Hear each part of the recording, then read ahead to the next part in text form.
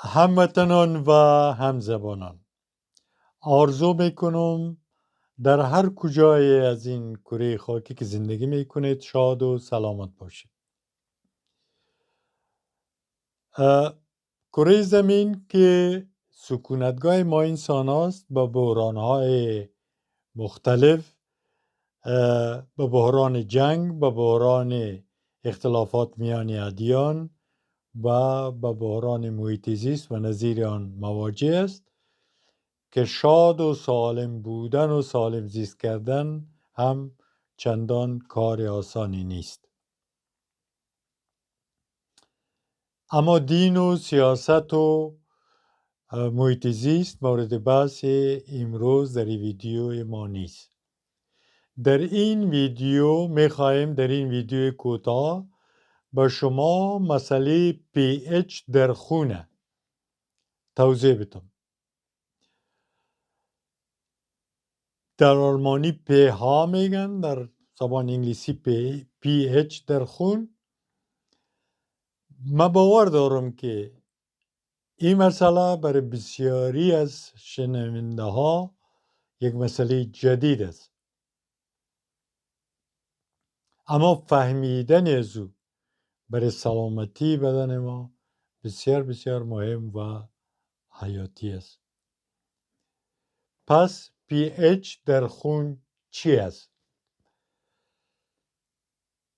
pH در خون یک واحد اندازه‌گیری است که نشان میده چه مقدار اسید یا تیزاب و چه مقدار القلی یا باز در خون ما وجود داره و در نتیجه آیا خون یک انسان اسیدی است یا القلی است یا یک حالت تعادلی را داره. این واحد اندازه‌گیری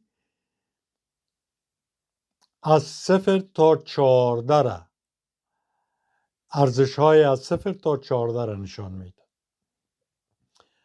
ارزش از 0 الی 7.36 نشان میده که خون اسیدی است، یعنی مقدار اسید در خون بیشتر است و دست بالا را دارد. ارزش 7.44 یک ارزش تعادلی است، یک ارزش بسیار مناسب بر سلامتی انسان است و ارزش بالاتر از 7.44 نشان میده که مقدار القلی در خون بیشتر است و دست بالا را دارد.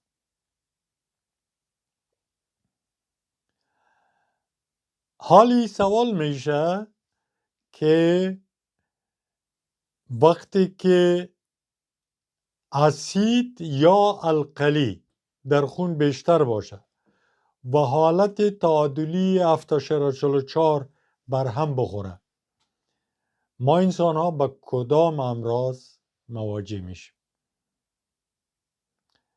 ما خدمت شما حال او امراضی را که در نتیجه عدم تعادل بین اسید و تیزاب و القلی در خون ایجاد میشه، او امراض به شما نام میبرم. سردرد، تب گرفتن، اختلال در دستگاه تنفسی، اختلال در کار ششای ما و در نتیجه در تنفس ما، تصلب شریان ها، سخت شدن شریان ها و در نتیجه بالا رفتن فشار خون، اختلال در دستگاه ادراری ما، در کلیه ها، در گرده ها اختلال ایجاد میشه. همچنان پیری زودرس، پوست ما چین و چروک میپرده، ما زود پیر میشیم، پروسه پیر شدن سریع میباشه و پوکی استخوان. پوکی استخوان که در طبابت برش استوپوروزی میگن. استخوانهای ما کلسیم میبازه، در نتیجه اسیدی شدن pH خون و استخوانها پوک میشن. پوکی استخوان یا استوپوروزی و شکننده میشن. پس وقتی این حالات فهمیدیم، وقتی فهمیدیم که pH خون چی یک مسئله مهم است، حالت تعادلیش حفظ کردن، حال بازی پرسش به میان می آید که کدام غذاها، کدام عادات، کدام روش های زندگی ما این حالت تعادلی را به هم میزنه و ما را مریض میسازه. pH خون از لحاظ تعادلی بیرون میکنه و ما را مریض میسازه. استرس، عصبانیت، زیر فشار بودن از لحاظ روانی، این بدن اسیدی میسازه. pH خون اسیدی میسازه. باید از استرس جلوگیری کنیم. از فشارهای روانی، از عصبانیت باید جلوگیری کنیم. سیگرت کشیدن، مشروب خوردن و یا آبهای رنگی، نوشابه های رنگی، کولا، فانتا و این نوشابه ها را نوشیدن خون ما را، pH خون ما را اسیدی میسازه. ما باید از اینا جلوگیری کنیم. خوردن گوشت زیاد و چند بار در هفته باعث تولید یوریک اسید که در زبان آلمانی برش هارنزویره میگن در خون میشه و pH خون به هم میخوره و به سمت اسیدی شدن میره. در نتیجه برای ما دردای مفاصل، دردای عضلاتی ایجاد میشه، به خصوص دردای مفاصل.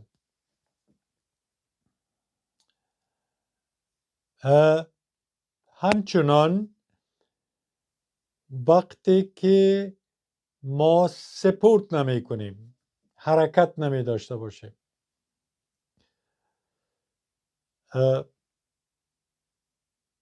بدن ما به طرف اسیدی شدن میره. ما باید پیوسته سپورت کنیم و در جریان سپورت بسیار مهم است تنفس عمیق کنیم. عمیق تنفس کنیم و عمیق هوا را بیرون بتیم، تنفس بیرون بتیم. این باعث ازی میشه که کربن دی اکساید یا به زبان آلمانی CO2 به طور کافی از بدن بیرون میشه و خون ما، pH خون ما یک حالت تعادلی را پیدا میکنه. بسیار مهم است این مسئله. ما باید پیوسته انواع سبزیجات به شکل خام یا به شکل پخته و نیمه پخته صرف کنیم. در سبزیجات 4 منرال بسیار مهم وجود داره: کلسیم، مگنیزیم، سودیم و فسفر. این 4 منرال بسیار کمک میکنه که pH خون ما در حالت تعادلی باشه. بنان سبزیجات خوردن بسیار مهم است. جوس لیمو را بکشین، البته او لیمویی را که شما او را در مغازه های ارگانیک، در مغازه هایی که در او مواد کیمیاوی استفاده نشده در موادش، او را میخرین، جوس زیر میکشین، در آب خوب گرم ای را میپرتین و یک قاشق عسل بهش میپرتین، ای را نوش جان میکنین. گرچه لیمو در ظاهر ترش است ولی تأثیر القلی در بدن داره، نه تأثیر تیزابی. همچنان جوس مالته در ظاهر ترش است ولی تاثیر القلی داره. حالت تعادلی پیچ خون نگهداری میکنه و جوس های هر میوه دیگه، میوجات حالت تعادلی پیچ خون نگاه میکنه. بخصوص خوردن تربوز یا هندوانه. خوردن تربوز فوق العاده مهم است و پیچ خون در حالت تعادلی نگاه میکنه.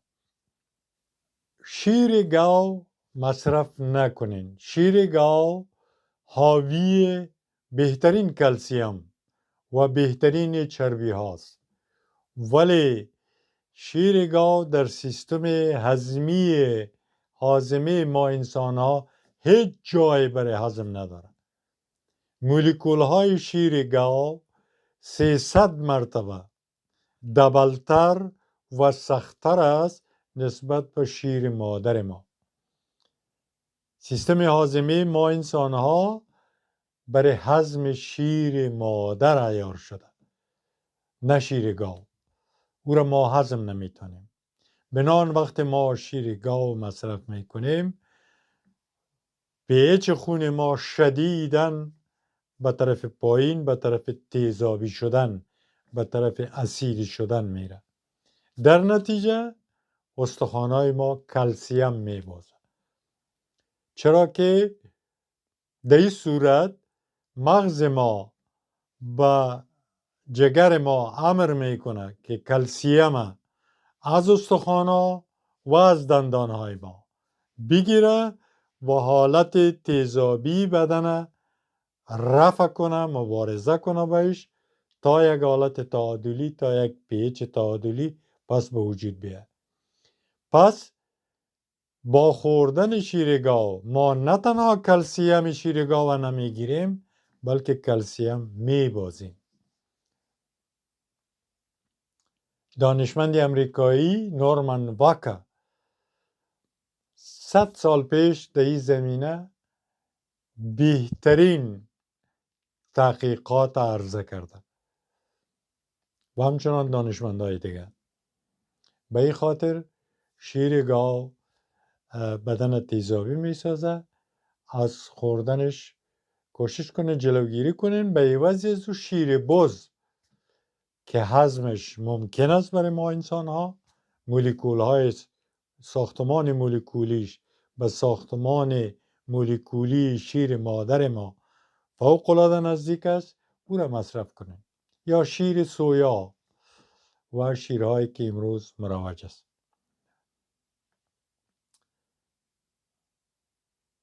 عزیزانم، ما چیزایی برای شما گفتنی داشتم در مورد پیچ خون. به او توجه کنید. سلامتی خدا نگهداری کنید. سلامتی همونطور که میگن پادشاهی است. نگهداریش فرض است، واجب است.